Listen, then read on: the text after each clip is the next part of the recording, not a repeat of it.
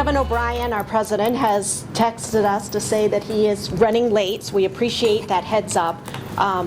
Nobody has heard from Mr. White, so we're going to go ahead and get started. Could you please call the roll? Mr. Bartz. Here. Mrs. Fiesel. Here. Mr. King. Here. Mr. White has a comment, and Mr. O'Brien is running late. Please stand to say the Pledge of Allegiance.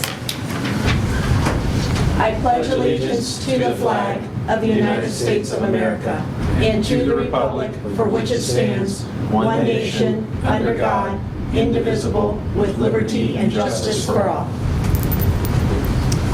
Tonight is a work session, so we won't be voting on anything except for the agenda and to go into, oh, there he is, executive session. So, can I have approval on the agenda? So moved. I'll second. Call the roll, please. Mr. Bartz. Yes. Mr. King. Yes. Mrs. Fiesel. Yes. Mr. O'Brien. Here. Just at 6:01, you made it. You're one yes behind. 6 o'clock. Okay. We've already approved the agenda and said the Pledge of Allegiance. Oh, we did, Mr. Klein? Yep. So, can you go ahead with work session items? Okay. We have 4 work session items that we're going to be discussing tonight. And the first is our energy update. And we'd like Jeff Gordon and Chris Cropper to come up. And Chris, are you going to give the report tonight? Okay, come on up.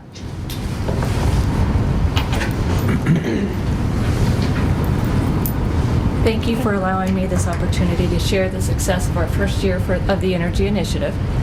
I'm happy to report that in our first year in utility cost alone, we reduced our spending compared to our base year of fiscal year 13 by over $300,000 before normalizing for the brutal winter we endured last year. When taking this weather into consideration, our savings should have been more like $368,000 in utilities alone. Our participation in incentive programs provided an additional $54,000, bringing our actual reduction in cost to over $358,000. When normalized for weather, you can take that to over $423,000. Not only have our conservation efforts been a positive impact on the district budget, but as a district, we are making a huge impact on the environment. During the first year of our initiative, we saved 3.3 million kilowatt hours of electricity.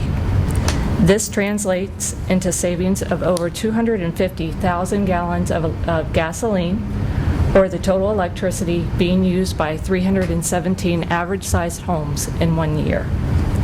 I feel we should be very proud of our efforts that we have made such a substantial impact on the environment that we provide for our children. The future of our energy initiative is just as exciting as the results of our first year.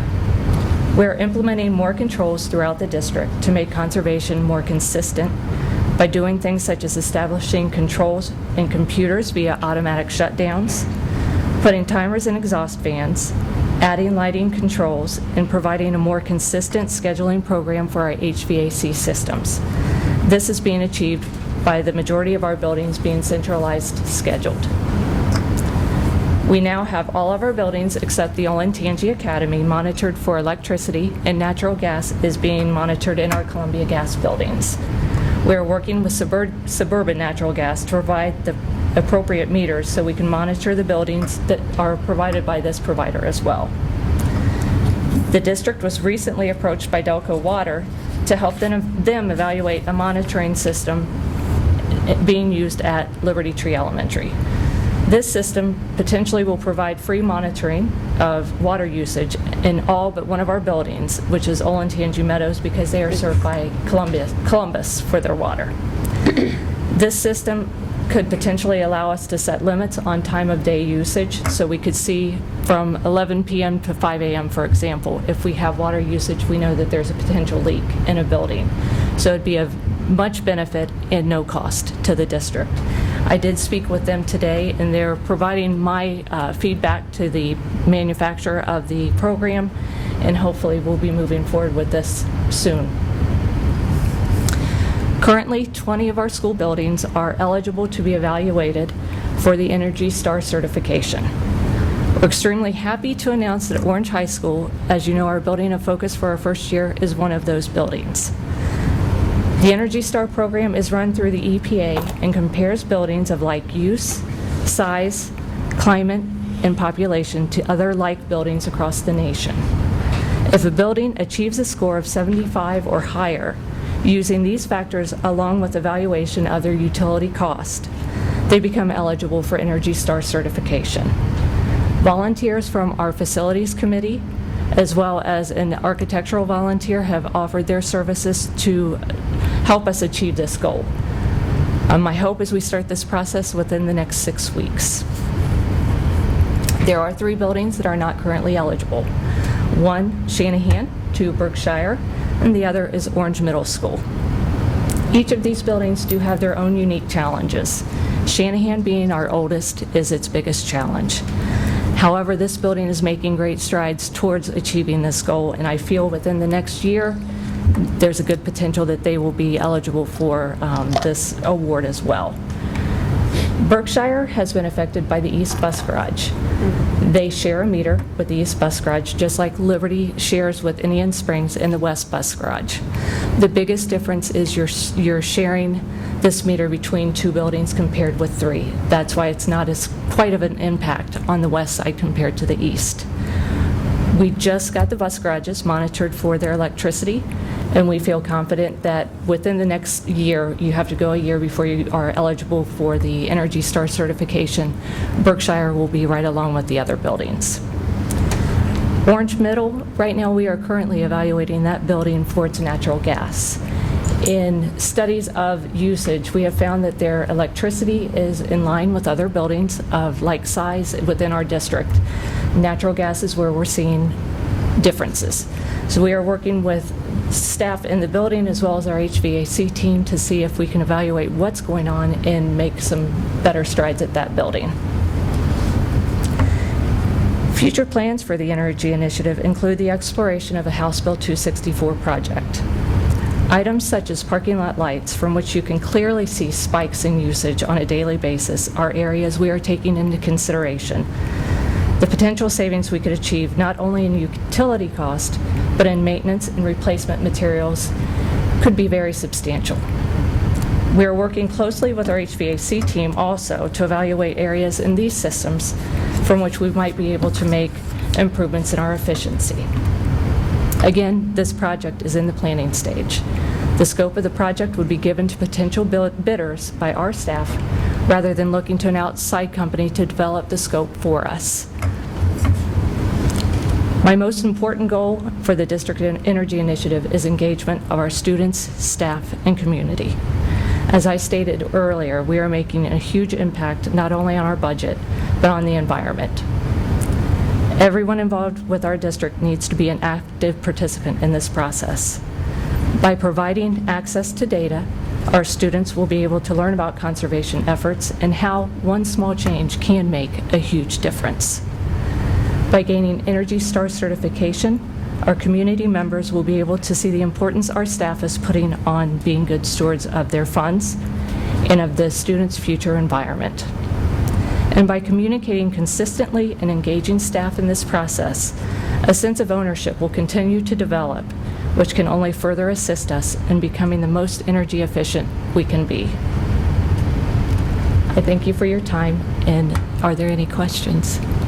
No, thank you for the report. It's actually fantastic news. I always like to hear about cost savings. It's always good to hear. I remember last year we kind of got the building by building Yes. view. Are we going to get that again this year? I can provide that to you, yes. Because that really helped us think about which buildings needed focus, which areas of investment were required. Absolutely. Right now, I did make a note that Orange High School is up to an 80, where they started at 29. Good. So they have made huge strides.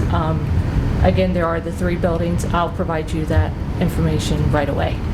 And when we did the savings, did we do it on kind of a steady rate analysis or current rate? Steady rate analysis Okay, using good. fiscal year 13 as our base year. Great. If you look at actual cost savings, it was about 11% reduction. If you use our base year, it was 7. Got it. That makes sense. Good. Anything else? That's good. Nope. Thank you Thank for your you. support. Very good, thank you. Okay, again, I apologize for being late. I see Mr. White isn't here. Did we hear from Mr. White at all? About why he's not here? No. Did he call you back anyone? Very busy. Did you call him before the meeting like you called the rest of us? I did. Actually, I didn't call Dave. I called everybody but Dave. Oh. So I apologize, Dave. All right, next work session item is facility use fees for 2015. Mr. Gordon, Director of Facilities. Thank you.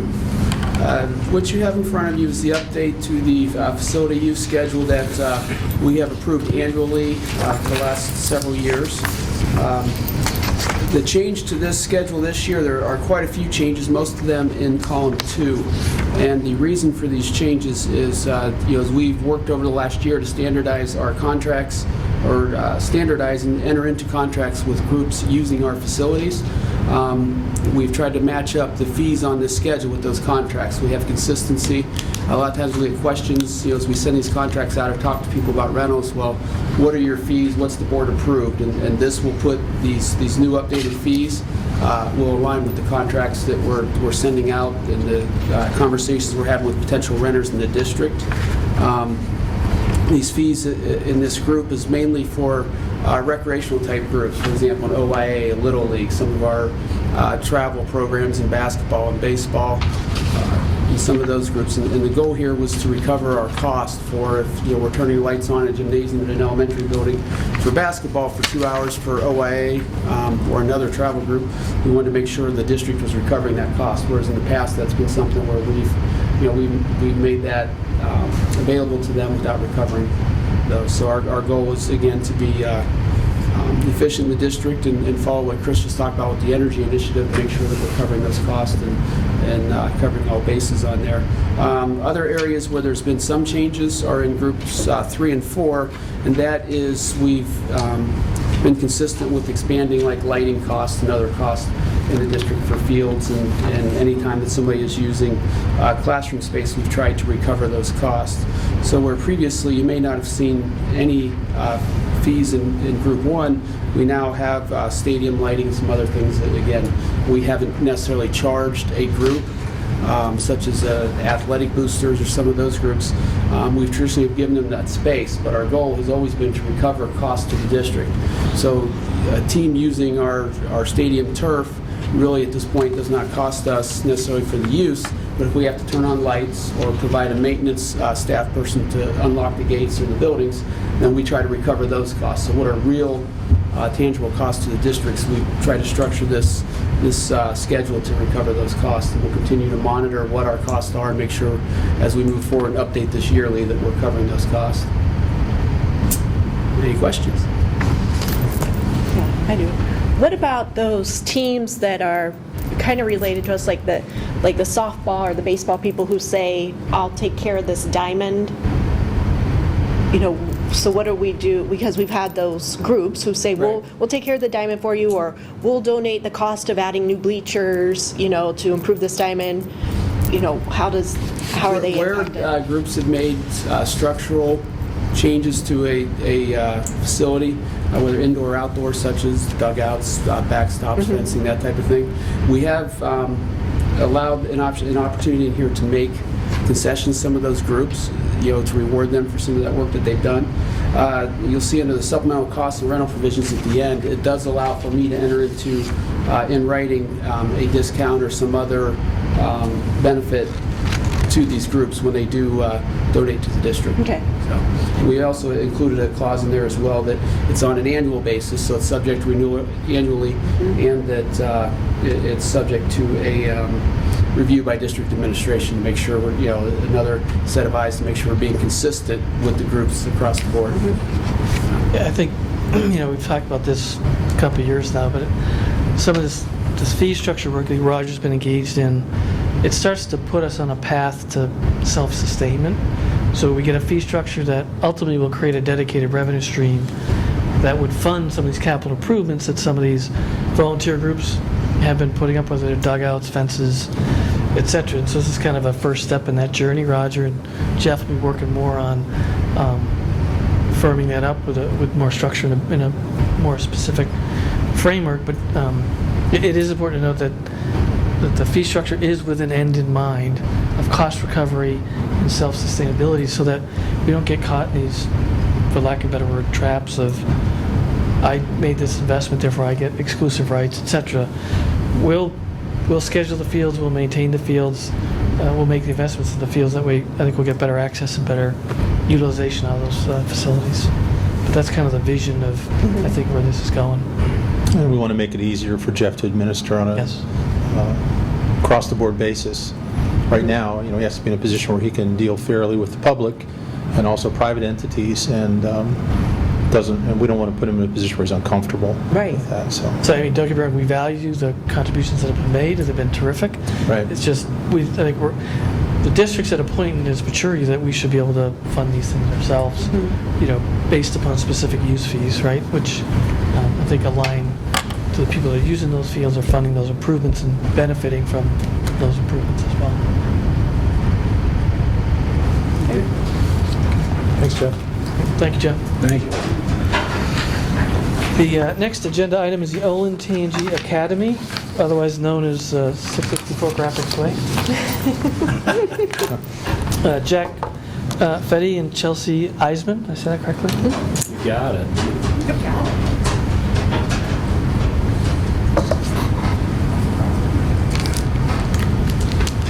We're waiting for this to fire up. I guess I can start while we're waiting, though. So, Olentangy Academy, or the Graphics Way facility, began, I don't even know exactly how long ago, but we've been talking about alternative learning sites in the district for my 4 years in the district. Project 2020 was a big element of looking at new and creative uses for sites.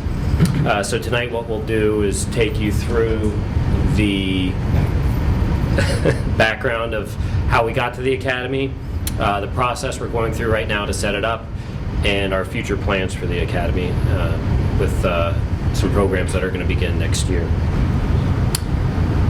The Project 2020 and the development committee asked myself and Mark Rafe to present back in 2013 about how we could look at learning differently here in the district.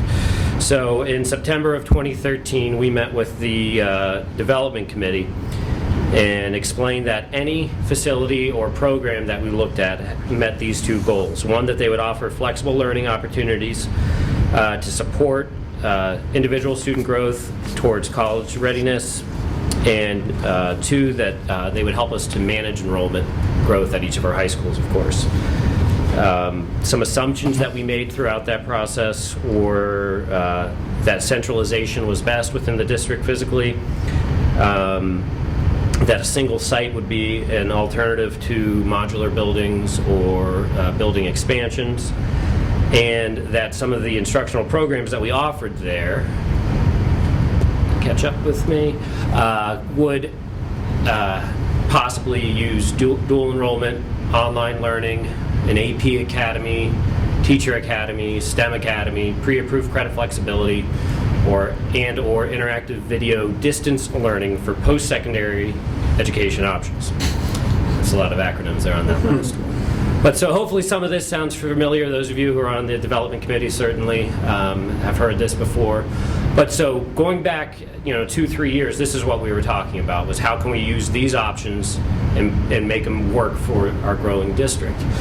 What we came up with is the Olentangy Academy.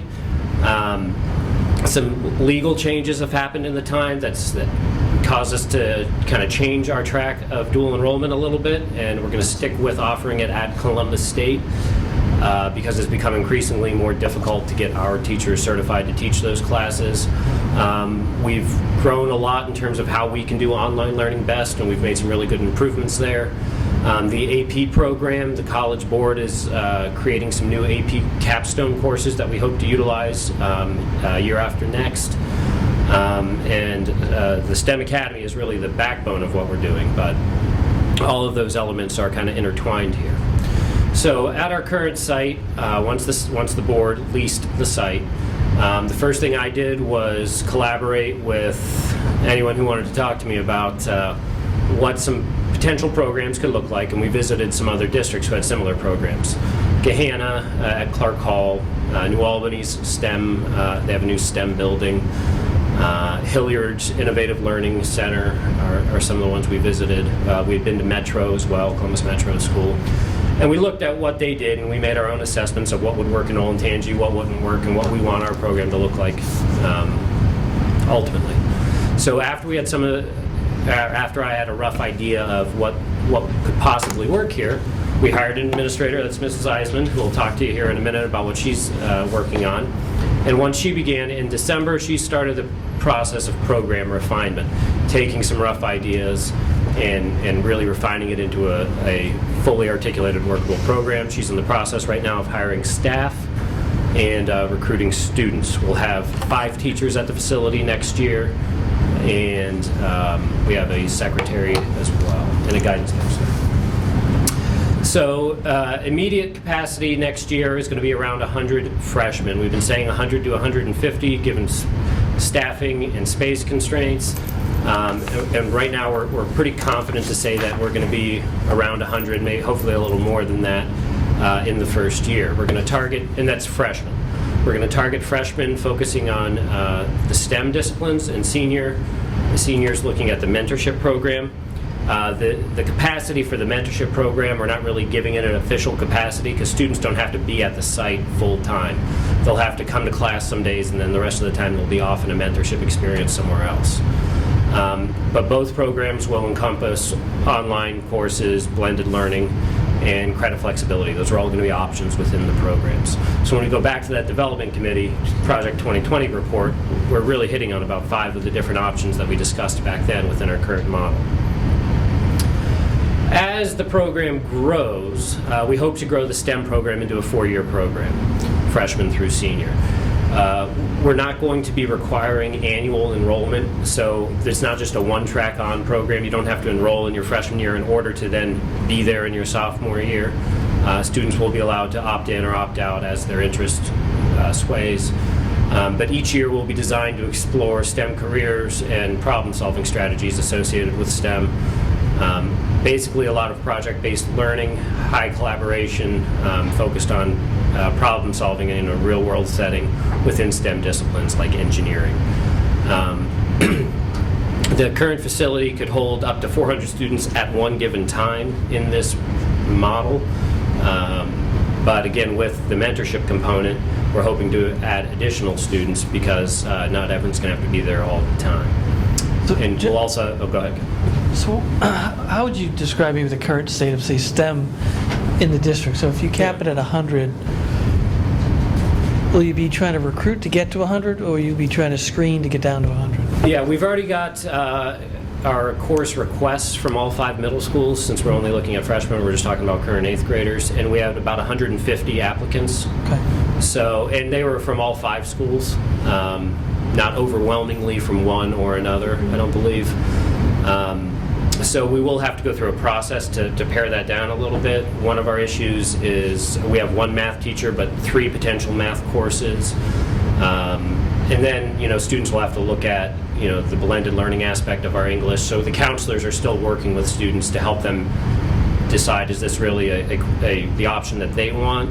In addition to, it's going to limit their ability to take certain courses back in their school. They're going to have 3 periods back in their school when they return. And Chelsea will tell you what that looks like here in a moment. But, students might have to make a choice ultimately. They might have said, yes, I'm interested. But 150, I think it's a testament to the interest in STEM. We only have 1 official STEM program in one of our middle schools currently. But every student takes science and math and technology, and those teachers are still, using some of those strategies in all of those courses. In addition, we've had huge numbers of teachers take our project-based learning professional development over the past couple of years, which is all about applying problem solving to whatever discipline you're teaching. So students have a good feel, I would say, across our district right now. So we're also partnering with the Delaware Career Center and Columbus State to have a potential continuation for students who want to stay start as a freshman and follow that all the way through, potentially an associate's degree, or ultimately even an engineering degree at OSU Marion or OSU Maine, even for that matter. And the other thing that we're really paying close attention to is we want to create a program that's replicable. We understand that 400 students at one time doesn't get us to our full capacity issues in our home high schools. So as the district continues to look at other space or other options for programs like this, we're going through the pains right now of creating a program that can be replicable in other facilities and other content areas. So having a model that can work in, say, the humanities or in the arts, not just in STEM. So so that we can have a good assumption of what the costs are to do this again somewhere, or do this a second time or third time. So now I'll let Chelsea tell you what the students will be doing exactly next year, and then we'll be able to take any questions. So it's going to be hands-on problem-based learning. So everything will be based on a problem that students have to solve, and then there will be projects that we will design to solve that problem. We want students to start thinking like engineers. So being able to, what we're looking at is bringing industry and business partners in to present problems to kids so that they have to figure out what that looks like, what that design is, and go through the steps that you have to as an engineer to solve that problem. We want to bring in math and science to get them to solve real world problems, that authentic learning piece. So whatever a business is doing, can they present something to us that our students can work on to really give them that feel of what that profession does or what that professional does? And we're going to do that in math, science, and then English will be brought into that engineering design process. So students are really applying what they're learning in their other content areas to some sort of project or problem. So with the different STEM professionals that we're going to bring in, they're not only doing design challenges, but they would be able to critique our students in their design challenges. So after they come up with a product, then they can present it to a panel of STEM professionals that can help us critique those students, and they can learn from them. And not only that, but we want them to talk to our students about different career pathways. So, okay, you want to be an engineer. What type of engineer do you want to be? You want to be a scientist? What does that look like? So not only how they got there, but what does their day-to-day look like? I had a senior student. She is graduating this year. She loves her physics class, loves her calc class, and wants to be an engineer. But she told me the other day she doesn't know what an engineer does. So it's a pretty big decision. She's going to school next year, but doesn't have a really good grip on what an engineer does. Because not only when she goes to school, they're going to say, okay, you want to be an engineering, but what kind of engineer do you want to be? So then you've got all these other decisions to make. So really opening students' eyes to different pathways that they can go. And then, so that will be their freshman year. They're going to be more looking at engineering design, getting that under their belt. And then their sophomore year, they're going to go into robotics and learn how to program. And then their junior and senior year, we want them to actually get out and work alongside STEM professionals. So really learn what that looks like. And then they can also do, as Jack mentioned, a capstone. I'd like to bring in the AP capstone experience to where students are doing some action research and really learning from that and getting support for those projects in our building. And we want to build on the 21st century skills, really getting kids those soft skills that everybody needs to be successful after high school. So we want them to work on collaboration. They're going to constantly be working in teams, communicating back to STEM professionals their ideas, asking questions, work on research through their English class, really learn how to be a problem solver and think critically about a certain problem that they're working on, and also to be creative. And that's the number one skill that I keep hearing from professionals, is that they want students to be able to think outside the box and really come up with something on their own and be creative in that. So we want to teach them to take risks and seek that out. So what does that look like? Students will come to the Olentangy Academy in the morning, and then they're going to take their science, their math, English, and an engineering course. And with that, it's going to be about from 7:30 to 11. And then students will go back to their home high school, have their lunch, their social studies class, world language, and an elective. Now that's what a typical school schedule looks like for a kid. It might differ from kid to kid. But with that, you've got a chunk of time that we can be flexible with. I used to teach engineering, and that was really hard to get things done in 45 minutes. And if we're bringing STEM professionals in, we want to give them some extra time to work on things and work through these projects. So we can be flexible in our scheduling to allow for that, and then flip side the next day, go back to our regular scheduling. So it kind of gives us some flexibility with that. And that's pretty much it. I mean, kids can still be part of their extracurriculars back at their home high school. They're very much a part of their home high school, but they've got this in the morning. So that's what we've been talking to kids about, that you're not making a decision that you're going to be here all day and you're giving up your home high school experience. You're still very much a part of that.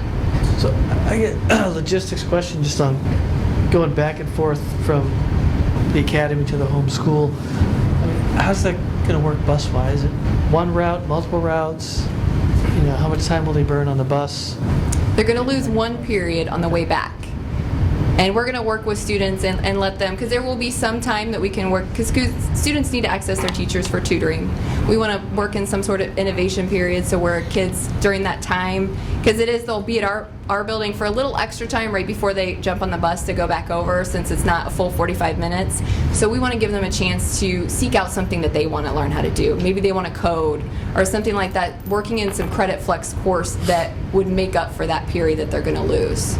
So they would go, probably with transportation, we're working through that, they would go to their building in the morning and then jump on a bus to come over to the academy. It's a model similar to the Career Center, where students ride their home route to their home high school and then take a shuttle bus to the academy. So really three additional routes. Which is, of course, speaks to the central location logistically. Yeah. It's a good. I got a couple of questions. When you use the word communications in a previous slide, I would hope, or I would assume, that when you say communication, that involves writing skills, writing development as well, not just verbal. Yes. With our English class, they absolutely will be working with their writing skills and working on that throughout, not just communication. Okay, and then also, especially as you look at architecture, obviously the most important profession out there, engineering, industrial design, engineering, to what degree is, and especially in the latter, junior, senior years, is the computer-aided drawing techniques taught? It's so, you can't be employed as any of those professions if you can't use a computer to draw. To what degree is that brought into the curriculum? It actually starts their freshman year. So they're going to learn how to use CAD and how to use SolidWorks their freshman year. So they have that tool. So if they're creating projects or products, they can use that as a tool when they're doing that. It's so critical. I mean, you get that from the mentors for sure. Well, he took both of my questions, but having been in an engineering firm for the last 26 years, it's the one thing that we fix right away with new college graduates we hire, which is their ability to communicate, and especially from a written perspective, because we do push our engineers into sitting in the chair with a client at some point, so they have to be able to communicate verbally. They also have to be able to respond. They have to understand how that client thinks. So I would jump on Dave and say that that's absolutely essential. The CAD side is absolutely essential, because you'll probably get some kids that will branch off, and instead of going in full hard engineering route, you'll find that there are a lot of jobs in just being a CAD draftsperson type positions. I sit in an office in Gahanna. We have 13 in that office that do nothing but CAD design for AEP of different things. So I'd encourage that as an alternative as well for those that maybe don't want to be a hard engineer. You can expect an invitation to participate. Phone call. Dave and I are happy. I just spoke for you. We'll be happy to be there. We know. Thank you. I'm looking forward to the couple Wednesdays, I think. Maybe it's next Wednesday, the PBL at Shanahan again for designing a middle school. Oh, good. I'm going to serve on that adult jury, whatever they call it. And then obviously all that information will have to go to the development committee. Okay, so is there opportunity here also to partner with COSI? I've done some work with COSI. I know they're trying to extend their reach into STEM and STEM academies. There's probably some opportunity to leverage what they're doing. They've got some grant money I know that they've been able to secure for STEM and STEM type projects. We've actually had COSI in the district quite a bit recently at the elementary schools. They do, I think it's called COSI on Wheels. Yeah. But we would love to develop that partnership. If you have a specific contact. I just rolled off, but it's on the Audit and Finance Committee, so we can definitely talk. Can I just ask one final logistics question too? So this is going to start out for freshmen, and you're going to be there half day. What's that space going to look like the rest of that time during that school day? Well, you also have Oasis there in the morning. Okay, so occupying 5 still going to be classrooms. Oasis and occupied and things like that. So from 7 a.m. till noon, roughly, the space is going to be full, absolutely full. And so then you don't anticipate then taking 100 kids a year, then eventually that you're not going, are you going to be constrained and then have to limit the number of applicants that go into these programs? Potentially. We're going to take that 1 year at a time as the program grows. But with Oasis currently, we also offer lunch. So there's another classroom that's being utilized for lunch space.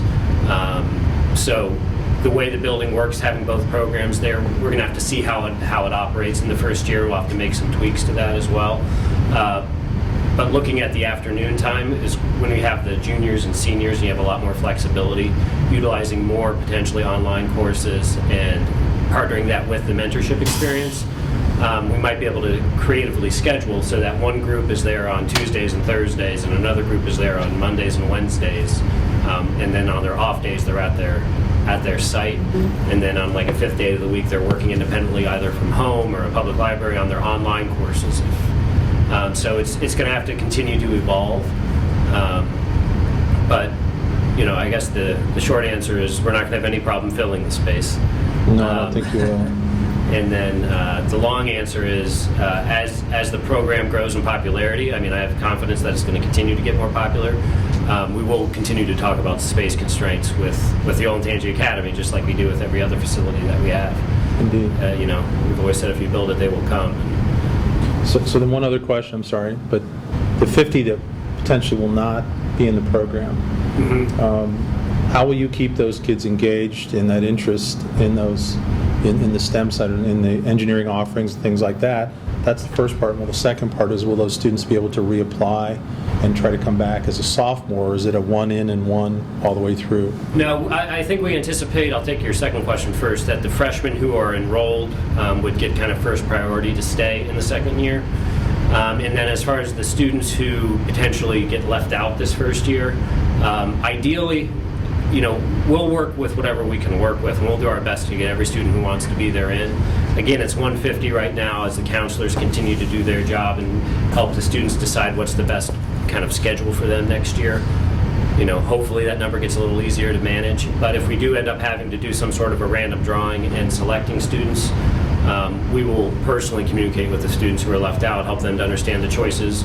Again, we're not taking any choices out of their home high school, so No, CAD drawing and right, you can still get all those courses. It's engineering, and just, all of those are options for them. they'll miss that interaction and that participation with the mentorship programs and that ability to do the problem solving Yeah.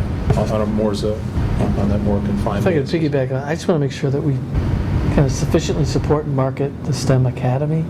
I think it's fair to say we've been somewhat disappointed with dual enrollment and that we're a lot of fanfare but not a lot of participation. I want to make sure that this has the fanfare, the support, and gets it up and running into capacity. I think the difference, though, and from what I've heard from parents, is that this is an Olentangy brand, Yes. and that has a lot of weight.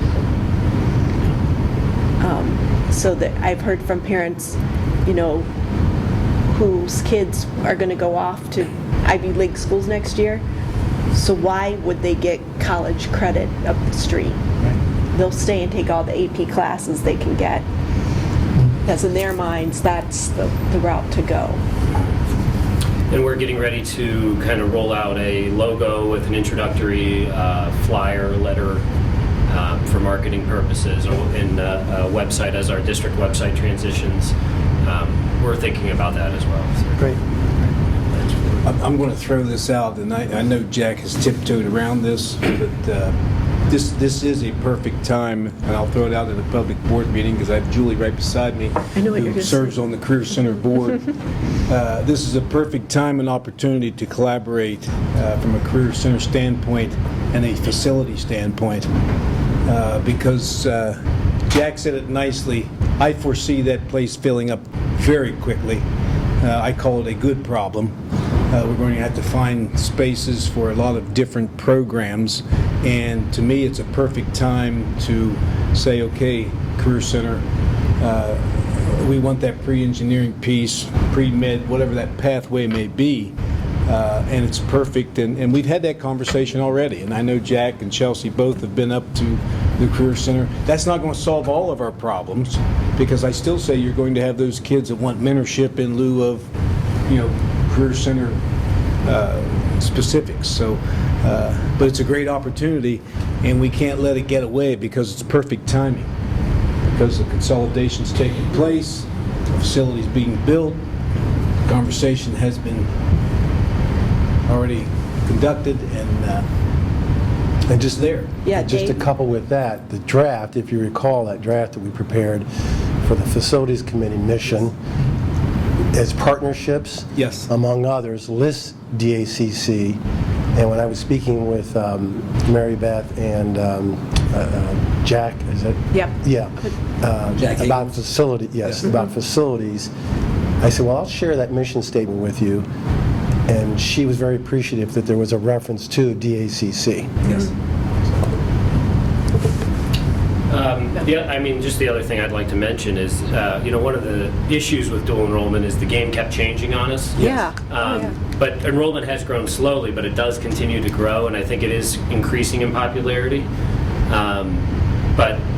So students are showing a little more than we saw initially, the willingness to leave the home high school for other options. The Olentangy Academy facility was leased in I think September, and course registration had to start in December, and we got about 10% of the freshman class to apply. So, if you had other options like that addressed other areas of interest within the student population, I think that this is something that students are becoming more and more open to, the idea of an alternative structures. Do we need to market that better? Market what? The options to The the college students? credit plus piece, the To the dual parents, I enrollment mean, because that's where the decision always, Yeah. that's where the I buck think- always stops.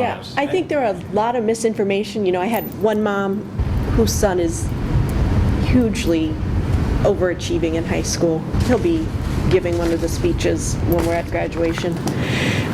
She said, for the colleges that he's applying to, why would he put another college on his application? I had another mom come up to me and say, I'm not sending my kids who are in high school to a college. She was worried about the social interaction, not realizing that our kids are all together. It's not like, and, at the college age, it's not like, the socialization isn't like our freshmen and seniors in high school. When you go to college, Right. the college kids could care less, really. They don't want to hang out with high school kids, really, I'm telling you this. And so I think there's a lot of misinformation out there. If you are dead set, if you know for sure you're going to stay in state, that is the way to go. There was an article in the Dispatch a couple months back, Charlie Boss wrote it, about a girl from Upper Arlington who's going to graduate with her associate's degree, Right. From high school, because she's taken so many credits at Columbus State. Now her mom's a Columbus State professor, and so her mom, pointed her in the right direction. But I think there's too many misconceptions out there. But when Dr. Lucas talks to the younger parents about it, Yes. they're like, if this is going to save me money, yes, point me in the right direction. And so by starting the Olentangy Academy with the younger kids, they're not ingrained in that high school atmosphere yet. Right. So they don't know any different, not to put them down. But this will be what they know. And so I think starting at the younger age is the way Yeah. to go. Because we had talked about doing this only for juniors and seniors, and I could see them saying, oh, I want to stay with Right. my high school friends, but by starting with the freshmen, they don't know any different. Heck yeah, I'm going to go to a new school anyway. Right. We do a education option night for, historically, in the winter for juniors and seniors. And it's for all three high schools. We do it at one high school auditorium, and each year that I've participated, the auditorium has been about half full. Because what we've seen is that students kind of make a 4-year plan when they go to Yeah. high school. So they're in the middle of completing their 4-year plan when we're presenting those options to them. This year we had Chelsea present to each 8th grade at all 5 middle schools and their parents. And the turnout at that level is so much higher because they're yeah, still they're making planning. decisions on how they want to craft that 4-year plan. So again, when I'm talking about sustainability of the model and replicability, that's one of the findings already, is that starting with freshmen is certainly the way to go. And it's stigma. Yeah. I hate to continue to come back to this, but know. the stigma of a community college, the stigma of a career A center, career center, yeah. is, we've been fighting that battle for 5 years. We still have that conversation in coffee chats. As Julie said, the younger parents are sitting there going, this is a no-brainer. As Julie said also, the older kids are like, I'm not going. I don't want to go. And I think that's something that we have to continue to know and understand, that it's an issue. It is an issue. But at the end of the day, whether you start in a traditional 4-year and end up at Columbus State, most of the time it still talks about money. It's still about economics. It's still about efficiencies. And we've said here for at least 3 or 4 years, our goal is to get kids an associate's degree by the time they graduate from high school, just like the student from Upper Arlington. That's easier said than done. I think Jack will definitely be one of those that he's fought that battle. Sure. But we will continue to press on. So I don't know if if we have to market anything, it's more of a market of, look, these are great options. Don't be afraid to send your kid to a career center. Don't be afraid to send your kid to a Columbus State. It fights it every day. And I didn't mean to make this about dual enrollment, right? So I'm excited no, for STEM. No, but that's all part of it. It's all part of the whole message that we're trying to It's deliver. all part of it. Yeah, educational options. Yeah. So speaking of parents using options, Great segue. thank you. With opt-out and testing, I've invited Jeanette Kenny to come. She's our assessment supervisor for the district. And if you have any questions about opt-out of state tests, as you know, we start state testing next week. And we'll continue it for quite some time thereafter. We currently have 61 opt-outs district-wide. That's not a final number, that's a current number. I believe it was yesterday that Wade asked me, and the number was 32. So, they're still coming in. Jeanette and I attended a meeting, was it last week? Yeah, last Tuesday. There you go. At a resident's home to answer some questions. So our principals are answering questions. We're doing our best to communicate with parents and let them know they don't have to advocate their responsibilities or their right as a parent, but also that we're trying to do our best to make a positive testing experience for students. And from our perspective, we're anxious to see how well our students perform on more rigorous assessments, because we feel we're really well prepared. But if you have any questions, I do. I want to say, Facebook is great for a lot of information, but I think it also creates the herd mentality. And I considered giving it up for Lent, but then I would have to give up my job. So, but if you could answer some questions that I'm hearing out there from parents, if you could tell us what are the penalties for students, teachers, and the district when students opt out? yeah, go for it. All right, so for third grade, really the big for students is third grade, because they have to earn that 394 on the reading OAA in order to be promoted to the fourth grade. And that's the only time that a student right now would be penalized if they opted out of taking that test and they haven't earned that 394. The other time that students could be penalized is it's one of the pathways to graduation is by earning points on these end-of-course assessments. So if they choose not to take the end-of-course assessments, if they choose to opt out, they're limiting the pathways to graduation from 3 to just 2. They could earn still their graduation by earning a remediation-free score on a standardized test, national standardized test like an SAT or an ACT, or by earning an industry credential on one of those assessments. So those are the 2 times really that a student could be penalized for not taking an assessment. And to clarify, we'll say it again, the third grade assessment is the OAA, the old assessment. It's not a PARC assessment, the third grade reading assessment. So if a parent who is opposed to PARC wanted to opt their child out of the PARC math assessment at third grade, they could do that and not opt out of the third grade reading OAA. All right. And we've gotten some questions too, if the student earned a 394 above on the fall OAA, could they opt out of the spring OAA and not be penalized for it? And absolutely. As long as they earn that score once, then they can be promoted to the fourth grade. As far as schools being penalized, any student who doesn't test is counted a weight of 0 towards the building and district performance index. And that's the biggest place that the schools and districts are going to feel the hit, as well as participation rate for students in the state testing. And then as far as teachers go, they're not necessarily penalized for the students not testing, but those students who don't test just aren't included in the data pool for their value added. So it's not counted as a 0, it's not counted against the teacher at all, it's just they're missing the number, they're getting a lesser number of data points. But I guess relative to the performance index, to say, I guess what's the point where enough opt-out starts to really affect the aggregate performance index of the district? I mean, it's 61 out of 18,000, probably not going to move the needle on the performance index, but at what, it'll move the is it needle. 100? It will. Is it- Yeah, because it's not 18, how many do we test? 9,000? 8,000. about. 8,000? Yeah. But it's a proficient is equal to a 1. Yeah. So like if every student in the district were proficient, that'd be a 100 performance index rating. So the 0 counts it counts in the number. So I don't know the math, So I guess we'd have but to it does count. we'd I have know to that opt for out sure. and be in the 8,000 population? Or- Because not every grade level's tested. Right, right. So who opt-outs matters? Well, and probably the concentration of a building, for example, if you got a lot in one building, then definitely. Absolutely. Yeah. Hurt I Yeah. heard a building, yeah, because it's a smaller. Right. Yeah. Or your subgroups too? Could your subgroups be affected?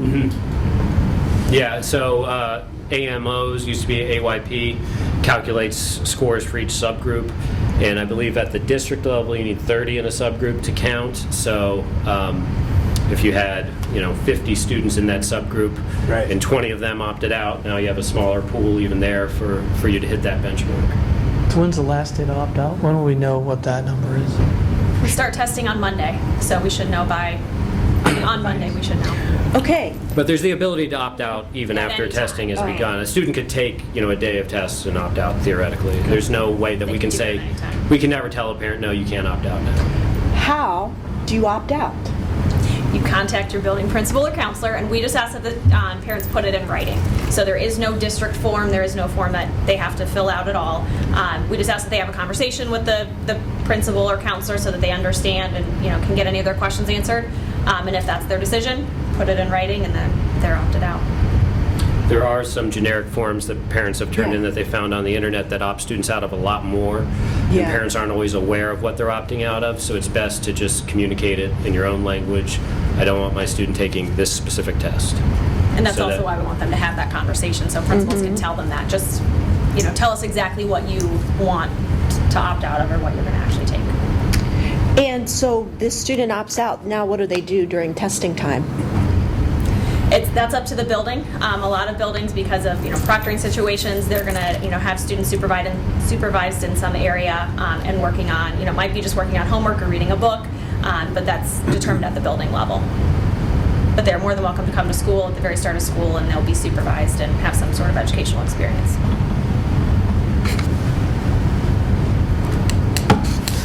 Anything else on park and opting out? Any update on House Bill 7? Was there an amendment to it today or Yeah, something? it didn't, they did not have a meeting, they didn't hear it today. I think it's tomorrow. And But- Or posted something? But, I thought mean, you said after it passed hearing the them... whole House, It passed the right? House, Okay, but yeah.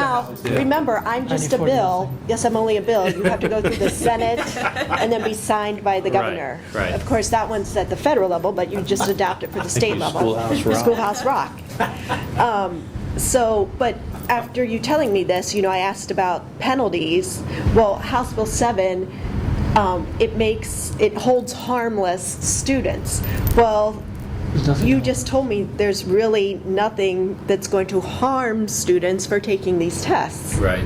And historically, there's never been we've never used state tests solely to hold a student back or Right.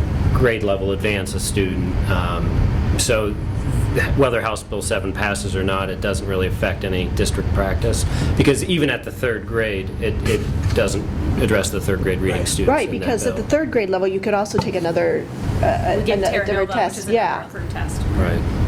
Dr. Lucas, you may have this answer. Are peer districts having this same wave? And is anyone seeing it more than anyone else is that we know of? I have not talked to anyone that has seen a huge spike. I think we're all in the same boat here in central Ohio. But I do know, through the Alliance conversation, Northeast Ohio seems to be where the concern started from the beginning. But I haven't talked to them for like 3 weeks, but I'd say they're getting the same numbers of opt-outs across the state, same percentages.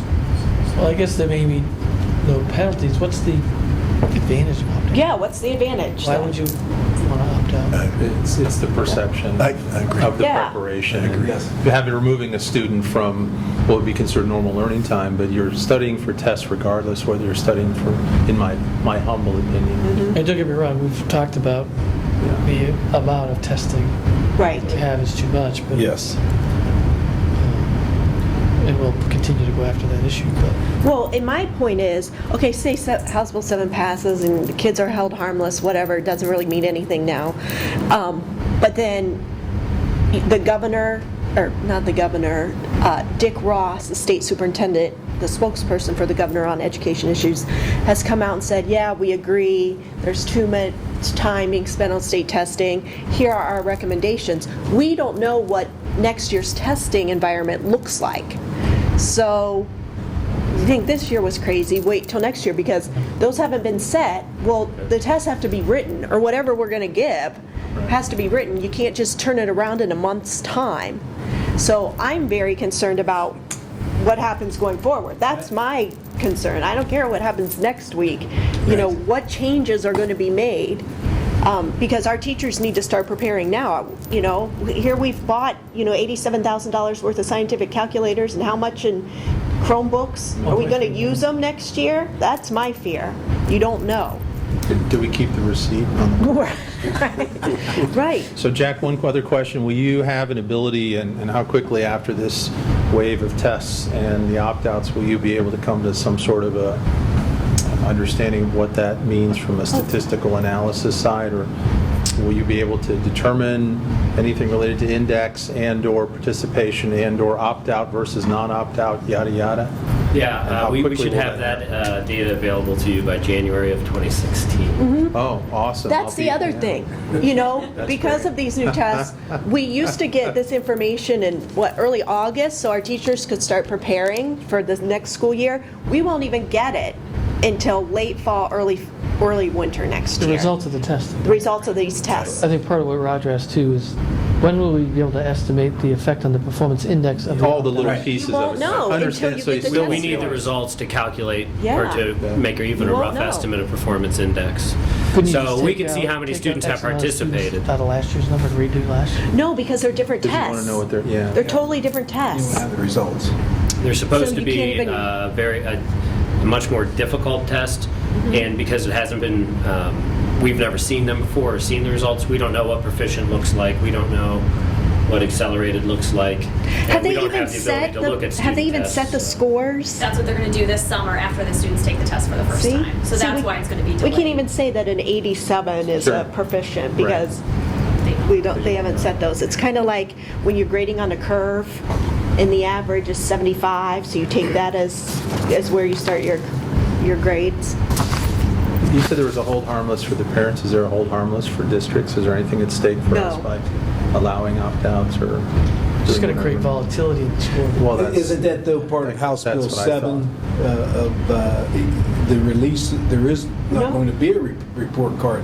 That was the original, some of the Right. provisions of the original bill. Is it still in there? As far as I know, it's in there. Right. That So we it's would get somewhat our data, opt-out. but there wouldn't be a report card.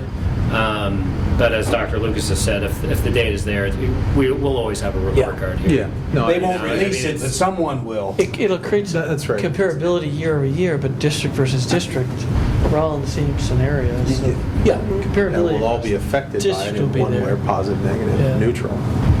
But year over year, make it Right. more challenging. And I'll take this moment to say Jeanette's done a wonderful job handling Yes. all of these changes throughout the year. It's not a fun job, but Very fluid situation. very confident that whoever shows up to test on Monday next week will have a positive experience. Thanks. You're saying we have to have school Monday then? Yes, we have to. No pressure. Very good.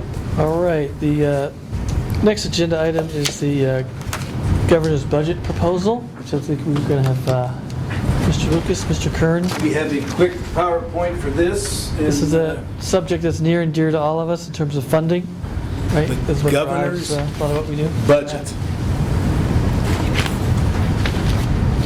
Well, I think we're going to go over the steps of the governor's budget. We've lived, as a board and as a treasurer and superintendent, we've lived these steps, but we kind of want to map this out for everyone in the crowd and whoever's listening, that this just didn't start 2 weeks ago when the governor released the budget. Steps we have taken, the budget process or budget planning began in this district last year. And many of you have been part of that.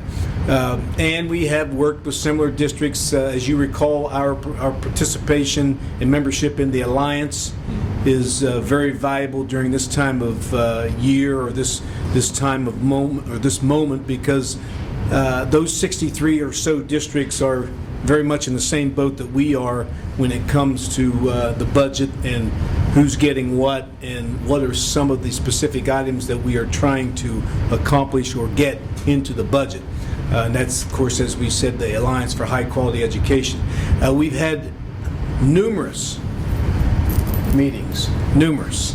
I don't know how many actually we've had, but legislators, we've been to the governor's office, we've the president of the Senate, the new House Speaker, and everybody in between. Representative Brenner has met with us, and meetings, they know and understand. I think I shared with many of you last week, for example, I saw Representative Omstutz and Senator Widener at an outing.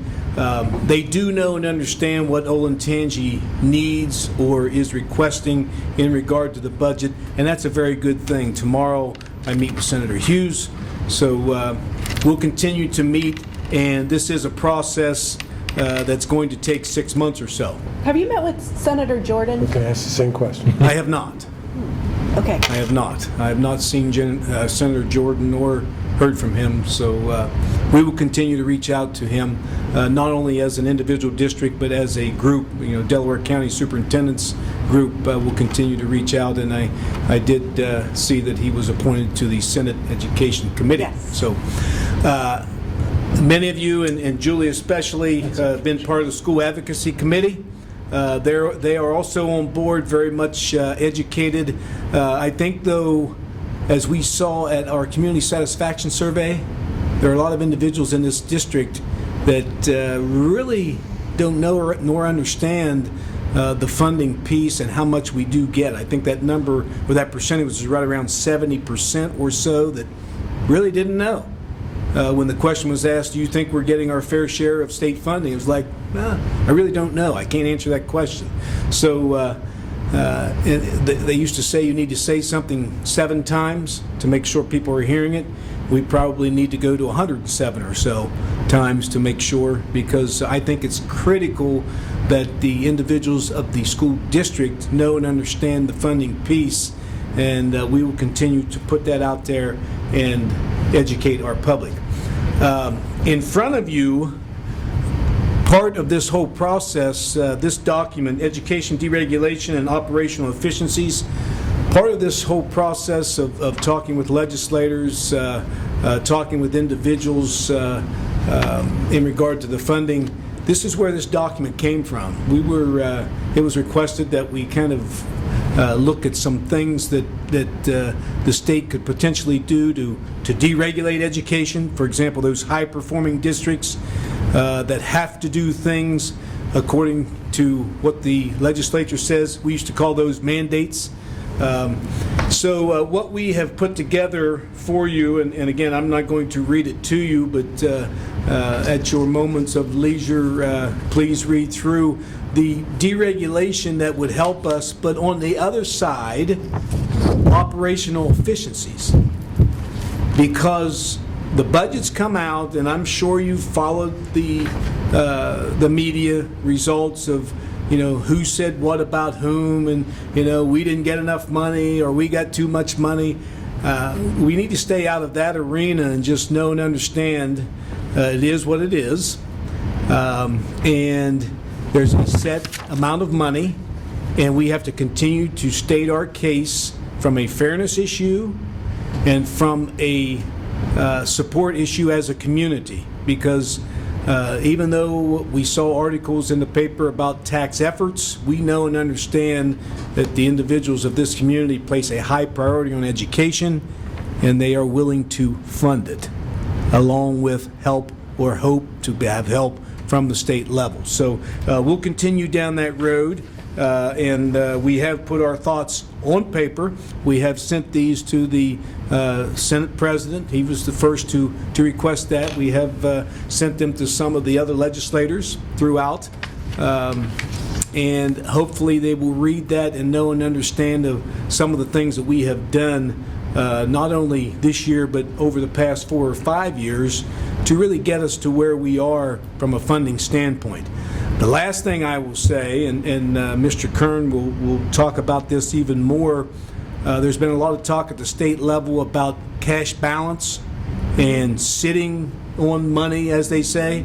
And as we give our funding, funding educational piece to general people, I often talk about the fact that there's a revenue stream and there's an expenditure stream. You try to keep it very simple. You pass a levy to move your revenues up, and it stays steady. Whether you call that a cash reserve or whether you don't, as the expenditures creep up to where it gets to the same line as the revenues, you have to increase your revenues. In the school business, and it has been, I've been in it now for 30 years, over 30 years, the way you increase your revenue is you pass levies. Now that's a cash balance, and that's what you live on until the next levy comes around, because by law your money cannot grow. By law, and Brian will tell you much more about that. So next slide. I'm actually going to skip ahead one slide here real quickly and touch upon, Dr. Lucas talked about cash balances too. And one thing, I've sent you guys a summary too of our sale, our bond sale. We talk about cash reserves. We want to, of course, you're going through levy promises too. We don't make this last 3 years. We've definitely extended 4 and 5 years. Is that consideration has to be thought out there too. And I think sometimes they forget that is, we have to try to extend these levies. We don't want to keep coming back to our voters, because Dr. Lucas mentioned our revenues don't, House Bill 920, back in the late 70s and hyperinflation area, doesn't allow us. Now we do grow on new construction, but that's only very little, of our valuation growth every year. So we're not allowed to grow to collect any more beyond that initial levy request. So that's something that's always that's forgotten. And the bottom rating agencies, they look at cash reserves too in the general fund, even though it's debt service that is a different fund, a different tax collection that we use to pay that off with. They still look at general fund too, and we want to have that positive balance. They like, especially the effort that we've made cutting costs, expenditures to extend our levy cycle. They look favorably upon that too. So there's more to it than just saying, hey, why don't you use your cash balance? Now it may, I'm not going to name any specific districts, it may, for the districts that haven't been on the ballot since 1993 or 95, there may be They're at something the opposite end of 270. there may be something to there may be something to that. And Hamilton, is that one? Yes. we don't Opposite end of 270. He promised he wasn't going to miss it. He's not. But it's low growth districts on sufficient amount of state aid. Those cash reserves are used differently. Yes. Different purpose than high growth districts that have different financial challenges. So as part of the new budget, as there's a wealth factor, a property wealth factor that's being factored in, which there's always been a property wealth factor that's always been at some point in my career in school finance. But that along with a they call it capacity, that they're taking median income. I think the one thing, and we haven't got specifics yet, it'd be nice to have, we had the specifics exactly how they calculated it too.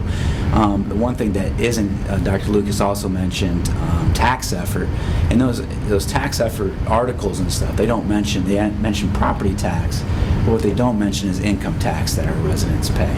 I believe the last 2012 was the last, if you look at the Department of Taxations, I believe our tax liability was $159 million that our residents paid. So that includes, I believe, includes businesses too. So there's quite a bit of income tax that's paid in this district, and that's not even factored into that. So hopefully, like Dr. Lucas mentioned, this is a process. I think he has another slide that talks about it. Maybe at some point that'll be added back in. But the specifics, as most of you know, and you've seen the headlines, we're getting a 21% increase, and that's over a 2-year period, which we are very thankful for the increase. And Dr. Lucas mentioned the governor's office. We are thankful for the increase. But when we're supposed to be, that increase is only for a 2-year total is around $2 million.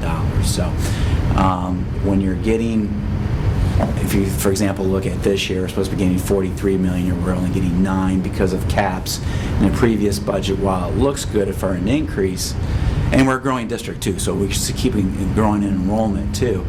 That's definitely not keeping up with the growth that we've had over time. So while yes, we are thankful for that, it just hasn't happened. Another point of specifics of funding too is the continuation or the additional phase out of the TPP, the Tangible Personal Property Reimbursement. It doesn't affect us. That was already phased out in 2012 for us. So I know some districts, probably around the area, Worthington is going to be hit hard by that. Marysville is another local area district that they'll see that. While it was always intended to be phased out, at some point it's changed over time. Either we'll hold you harmless and keep you where you're at one point, or we'll speed up the phase out, which happened to us. That's why we were phased out in 2012.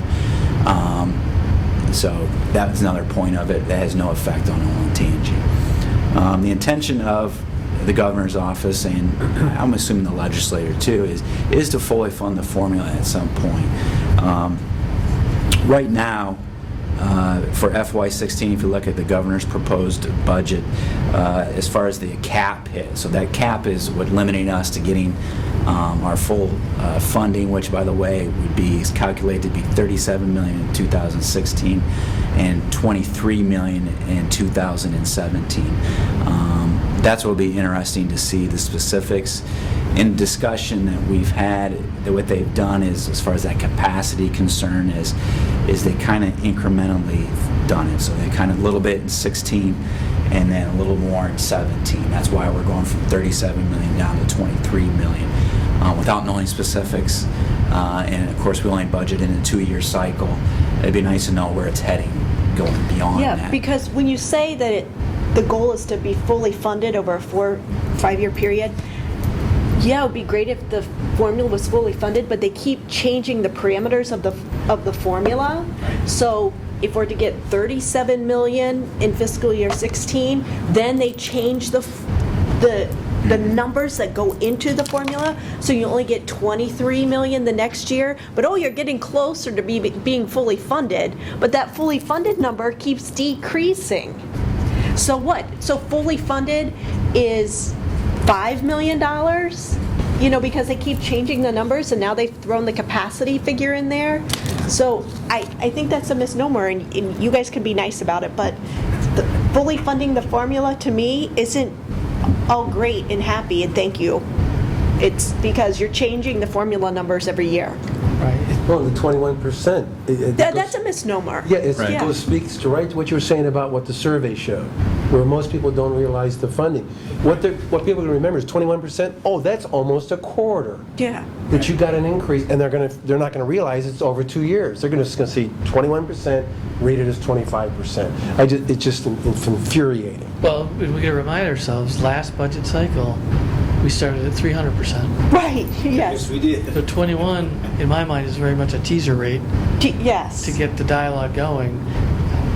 We may not land there because we started at 300, ended up with a much smaller growth, last cycle round. So, still a lot of work to be done before this is over. And Mr. King, you mentioned, that the headlines and stuff, and then just anecdotal from one person I talked to, a neighbor. Oh, it looks like you guys getting a nice increase and everything.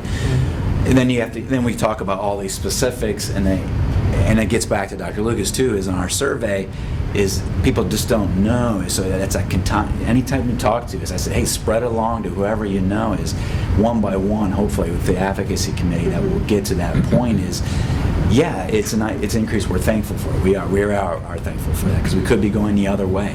That capacity thing really could, go the other way for us. So we are thankful for that. But there again, this is the start of the conversation on that. But fully funded formula in FY16 as far as effect of the cap, that's $587 million. In FY17, it's about $355 million is that cap hit per se. That's statewide too. So.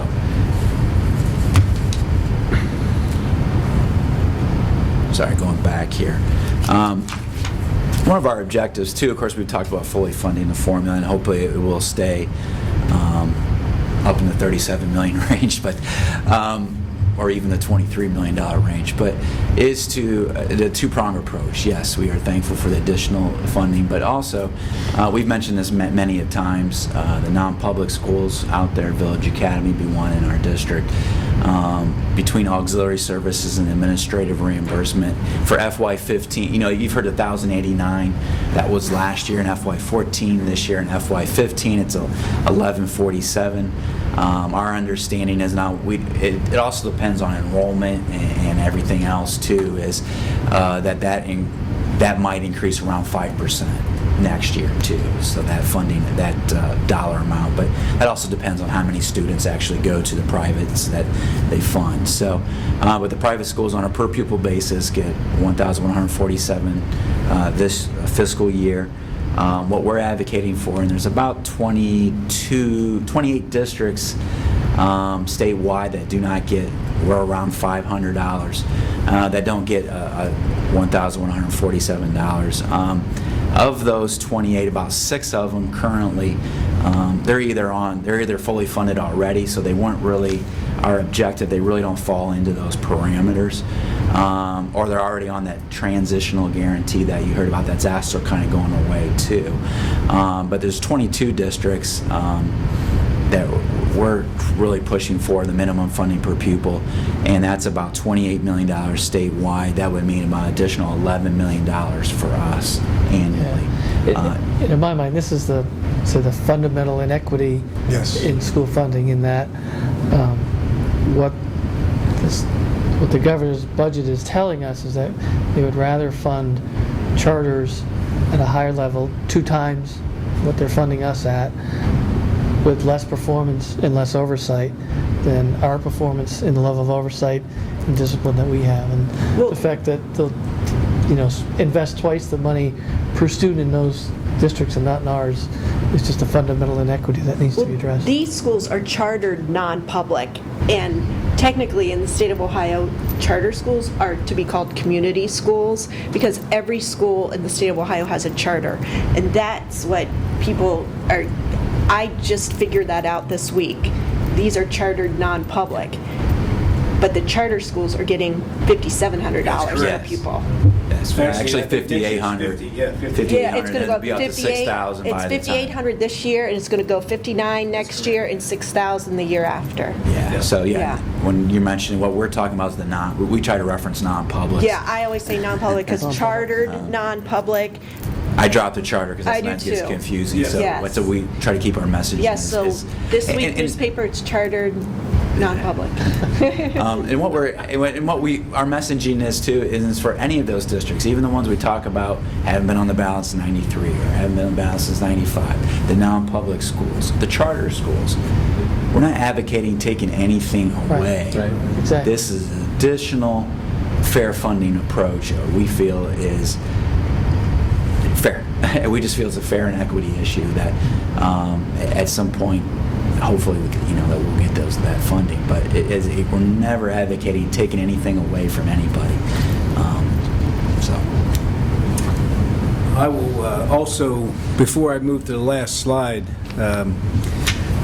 fully funded in fiscal 17 is 23 million, I believe. Yeah. Now, if you look at the number, 1147 is soon to become 1,200, which we're soon to come very close to 20,000 students. And if you do that math, that number of 24 million and 23 million starts looking very similar. And what we've talked about is we might get one of these. A great, great day would be we get both of these, but a good day would be we get one of these. And I don't have a crystal ball, but when people start playing with numbers and you start seeing numbers like 23 million would be fully funded, and by the way, the minimum funding, if we funded you at 1,200 and you get to where you should be, you'll be around 24 million. That might be the end of the conversation then. So, at any rate, next steps, again, to emphasize, this is the first step of a 6-month process. It goes from the governor to the House to the Senate, and then hopefully in July we know and understand, as Mr. O'Brien already talked about last time, we started out at 300% and ended up at 6.5%. So things can change and things will change. We will discuss this at each work session. I think it's critical that the community gets educated on this. It's critical that our advocacy committee reaches as many of our community members as we can possibly reach. It's critical that we talk to Representative Brenner, Senator Jordan. They live here. They represent us because we know and understand that's tax relief for our citizens, all of our citizens. No matter whether they like the school or dislike the school, is still tax relief. And that's something that we can all agree on. There will be House changes, there will be Senate changes, and as I said, final results in July of this year. And our hope is to come to you all and say, well, we got minimum funding, or we got fully funded, or whatever that may be. So we will entertain. Go ahead. Another thing I wanted to add too is, and I've emailed it to all the board members too before. Just wanted to point out though too is our 5-year forecast. Unfortunately, I had a crystal ball, maybe not just kidding, but we had estimated 5% increase on the cap. So while 10% is a little more than we estimated, it is not much difference than what we currently have in our forecast. So it's not going to dramatically, if it stays as is, that'll be nice. It's not going to dramatically affect our 5-year forecast going forward. And we'll have our update in May.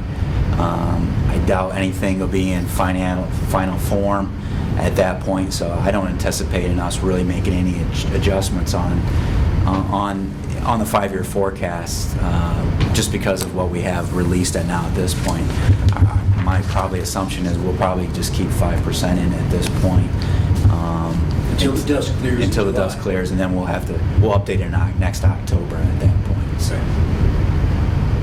any questions? Can you explain to us how the charter school payments work? In this proposed budget, the governor's proposing that charter schools, community schools, I'm going to use community schools, should, because we're all chartered, community schools should get $5,900 per pupil for fiscal year 16 and $6,000 per pupil in 17. So when we have a student who goes to a community school, which could be an online school like ECOT, how much do we have to give to that community school? That full amount will be given, and that's actually a direct charge off. If you think of a formula going down we talk about formulas up top, if there's a sheet, and then there's the charge-offs at the bottom. It's a direct charge-off. So, yeah, while that student is technically in our ADM, of whatever students is direct, we may get 500, it's charged off at a $6,000 rate. Or actually, one of our largest ones is Oakstone, is our largest as far as dollar value. They serve kids with special needs, right. Mostly autistic, that there's an even greater weighted charge-off that are at those. I tried to get on Twitter, but I'm not allowed because of the Lockdown. I'm blocked, but today, because I wanted to pull up Representative Brenner's tweets today, because he was tweeting out that the locals get to keep half of that charter school amount, community school amount. So that's why I'm just clarifying with you that we get, what, $500 per pupil from the state, but yet when we have someone who goes to a community school, and oh, by the way, all of them perform worse than we do on our state report card because we perform so high, we only get to, we are sending thousands of dollars more to that community school than what we're getting from the state. On a per pupil basis. On a per pupil basis. Well, it's less than 500, isn't it? Isn't it still less Well, than if in this budget, okay, I don't know what the per pupil amount would be in this budget, but let's use today's numbers. Today's numbers, community schools get $5,800 per pupil. We're only getting $504 from this Approximately. from the I state. understand. So you take $5,800 Oh, yeah. minus 508. We're sending over $4,500 to those community schools. So it is. So your local tax dollars, thank you very much, are going to those community schools that you voted on to stay here. Now that's a fundamental argument that, as you recall, that Mr. Brenner and I have had. Oh, he had it today. Yes, a debate, because he will say those are state funds traveling, and I will. Well, those are income taxes, right? Right. I will Income that continue turn to into say state that funds. If we get 500 and send 58, it has to be some local dollars, because at the end of the day, if you exhaust all your $10 million, you have more kids going out. The way you can make it up is would be with local dollars.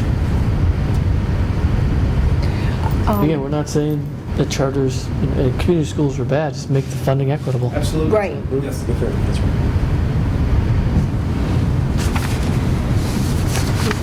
Oh, we have an advocacy committee meeting Monday night. Everybody's invited. Anyone can come. All of us can come. It's in the what's our training center in the front of this building? CTR. Yeah, it's totally opposite where we are now. Can we have copies of this to give them so that they know what we're advocating for? That's a nice piece. Yeah. That's a nice job. So I'd like copies of that. Mike Collins, who's our state school board representative, is going to be there to speak about what the state school board does and how we can talk to him about advocating on our behalf. So 6:30. And did Representative Brenner is We have- coming to. We haven't asked him, but we want them to come for the next. We didn't want all the Right. big names at one meeting because they would get bombarded. And Right. so we've got Mike Collins coming to the meeting on Monday, 6:30 in the CTR room. Very good. I'll Anything make else? sure that Mr. White knows. Yes, thank you. Comment or question? I want to piggyback on your comment about reserves. Another thing that quite irritated me recently is you saw the reference to, well, use your reserves. I was very glad you mentioned that because, number one, it's a nice way to say congratulations on maintaining our bond rating with all of the growth challenges that we continue to have. But one thing I saw in your email report that speaks right to that issue is that one of the reasons we maintain that extremely high rating is the flexibility that this district has and that we have an appropriate cash reserve. And I wanted to piggyback on that. And then I have a question. As a follow-up to that, the LTEI, the local tax index business, Mr. Fleeter, did he prepare the second part of that story that dealt with what we pay in our income taxes? Because it's that same communication thing again. If you read that, with dispatch, it looks like, oh my gosh, we don't do a very good job. Oh, okay. You can afford to pay more, Dave. We can do more. We My should see how much my understanding capacity. is that there is a Yeah. report Oh, I understand. out there that I don't think it's been released. I'm not sure when it's going to be released, but my understanding, and I get this through the Alliance, is the fact that there is a report. When we will see that, I do not know. So it's still not out. Which is, as Paul Harvey used to say, the rest of the story. Certainly.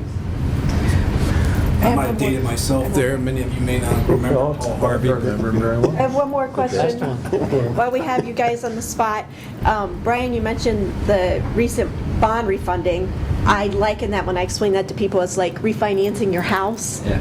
So what does that mean to our taxpayers when you refinance bonds? Do they get a check for 3 cents back from the district, or what? What happens? No, it's a savings on the future debt that we have to pay, the interest that we'll have. It's approximately over the next be probably 20 years, we'll save approximately $9.1 million. If the board likes, we can have Brad Sprague from Prism, who's one of our financial advisors, Yeah, come that'd and be great. explain the process to you about that. But yeah, it is a savings, and what that does is eventually, at some point, that's about I think it's about $500,000 a year annual savings. What that'll do is that'll allow us to, at some point, our debt service millage will continue to go down. The county auditor sets it every year based off, part of our pledge of the 2011 bond issue is no new millage. There hasn't been an increase. It's maintained at 8.72 mils. As we continue to pay debt down, along with these refundings, hopefully the millage that the county auditor will set to recoup to pay our debt service off will go down along with that. So then there again is a savings to the local taxpayer. So will property they tax see this in their property tax bill? Yes. Remember, that's over, a Yeah. 20-year period, so Right. you're not going to get instant savings Right. right away. You But probably won't notice a lot. Right. And it'll get washed with all the other things. But that a we nice do thing too is it allows us to keep that. It allows us to keep that The no new pledge too, millage. the no new millage pledge. Well, too. the message is that the district is not doing anything to increase, at the very least, we're not increasing people's tax bills because of this. And we're taking advantage of the rate environment, right? Where we Exactly can. right. We're not, just issue it and let it ride. Right. We're actively managing the debt Active- portfolio to make that's a sure good- that That's a great term. we're on top of those issues. Yes. So great job. Anything else for the gentleman Good, thank you. from the administration? Thank you. Okay. All right, that is the last of our work session items. I'll now entertain a motion to go into executive session to discuss the employment of a public employee. And we will not, go ahead, I'll take the motion. So moved. Second, please? Second. Any discussion? Okay, we will, I'll do it later. Go ahead, no discussion. Please call the roll. Mr. Bartz, Yes. Mrs. Fiesel, Yes. Mr. King, Yes. Mr. O'Brien. Yes, so we will not be taking any action when we come back, so we will only come back and adjourn. Our next meeting is next Thursday, seems quick, but next Thursday, 6 PM here, and it's a business session, so we'll be taking action items. All right, thank you.